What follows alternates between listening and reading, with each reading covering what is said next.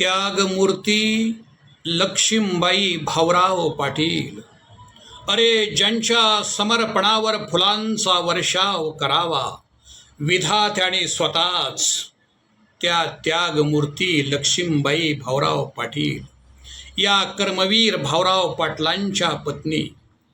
अरे महाराष्ट्राच्या छाताडावर अज्ञानाची, जातीयतेची, अंधश्रद्धेची भूतं थै थै थै थै नाचत होती.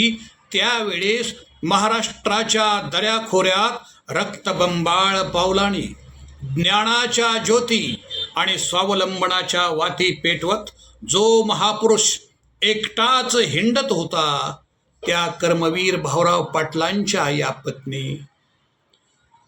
खरं तर भाऊराव पाटील एकदा जेवायला बसले असता आलेल्या पाहुण्यांनी भाऊराव पाटलांचा अपमान केला आणि त्यावेळेस लक्ष्मीबाई पाटलांच्या डोळ्यातून घळाघळा अश्रू सांडले.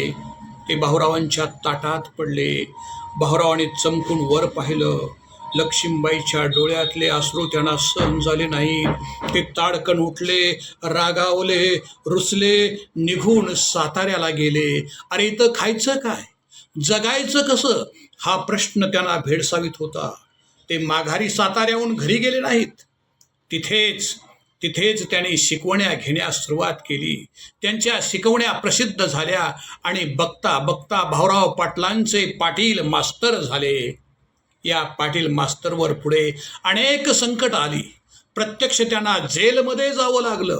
तिथे त्यांचे खूप हाल झाले आणि मग त्या संकटातून भाऊराव पाटील बाहेर सुटले आणि बाहेर आल्यावर त्यांनी पाहिलं, अरे 18 विश्व दारिद्र्य असलेला बहुजन समाज अथांग पसरलेल्या समुद्र वाऱ्यासारखा अक्राळ विक्राळ आहे. अहोरात्र कष्ट करून सुद्धा वितभर पोटाचं टिचभर खळगं त्याचं भरत नाही, की अंगभर वस्त्र त्याला मिळत नाही. अरे ही परिस्थिती बदलायची असेल तर शिक्षण आणि केवळ शिक्षण हा एकच उपाय आहे, हे भाऊरावांच्या लक्षात आलं. त्यांनी रयत शिक्षण संस्थेची स्थापना विजयादशमीच्या दिवशी 1919 साली केली आणि पुढे ही रयत शिक्षण संस्था सांभाळण्याची जबाबदारी आपली माऊली, रयत माऊली लक्ष्मीबाई पाटील यांच्यावर आली. बोर्डिंगच्या मुलांना या लक्ष्मीबाई पाटील आपल्या पोटच्या पोरासारख्या सांभाळीत होत्या. अहो एक छोटा प्रसंग तर असा आहे. बोर्डिंगचा एक मुलगा आजारी पडला. भाऊराव तर घरी नाहीत. लक्ष्मीबाई या मुलाला घेऊन दवाखान्यात गेल्या. दवाखान्यात उपचार सुरू होते. त्या जवळच बसल्या होत्या आणि तेवढ्यात गावाकडून एक तार आली. आई आजारी आहे. ताबडतोब ये. लक्ष्मीबाईनं ही तार वाचली. मन व्याकुळ झालं. आईच्या भेटीला गेलं पाहिजे, तिची सेवा केली पाहिजे.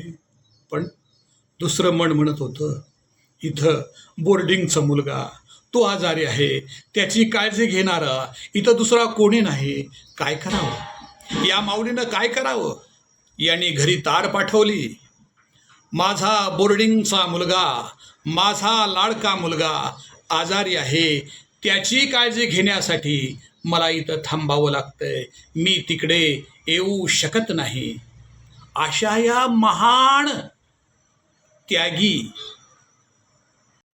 रयत माऊली लक्ष्मीबाई भाऊराव पाटील यांचाच एक दीर बंडू नाव त्याचं, तोही बोर्डिंगमध्ये शिकत होता आणि तो लक्ष्मीबाई पाटलांना नेहमी बोलताना वहिनी म्हणायचा.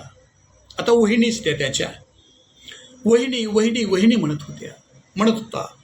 आणि मग त्यांचंच बघून इतरही मुलं लक्ष्मीबाई पाटलांना वहिनी म्हणू लागली आणि बघता बघता लक्ष्मीबाई पाटील संपूर्ण बोर्डिंगच्या रयत शिक्षण संस्थेच्या वहिनी झाल्या आणि आज त्या संपूर्ण महाराष्ट्राच्या वहिनी आहेत. या महाराष्ट्राच्या लाडक्या वहिनीला आज जयंतीनिमित्त कोटी कोटी प्रणाम, विनम्र अभिवादन.